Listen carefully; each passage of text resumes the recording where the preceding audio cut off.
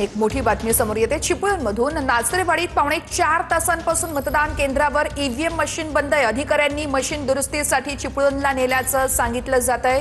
Machine दुरुस्त करून मतदान केंद्रावरती आणणार असल्याचंही सांगितलं जातंय। त्यानंतर पुन्हा एकदा मतदान सुरू होणार आहे। मात्र तुर्तास तरी त्या ठिकाणी मतदानाला ब्रेक लागलेला आहे। पावणे 4 तासांपासून मतदान केंद्रावरती ईव्हीएम मशीनच बंद आहे। त्यामुळे ती मशीन आता दुरुस्तीसाठी चिपळूणला नेण्यात आलेली आहे। मशीन दुरुस्त केली जाईल आणि तासनंतर मतदान केंद्रावरती मशीन आणली जाईल आणि पुन्हा एकदा इथं मतदान पूर्ववत होणार आहे। मात्र या संपूर्ण वेळेमध्ये मतदारांचा मोठा खोळंबा झालेला आहे। त्यामुळे या सगळ्या मतदारांकडून आता संताप व्यक्त केला जातो। अधिकाऱ्यांनी मशीन दुरुस्तीसाठी चिपळूणला नेल्याचं सांगितलं जातंय। चिपळूणमधील नाचरेवाडीत हा संपूर्ण प्रकार घडलेला आहे।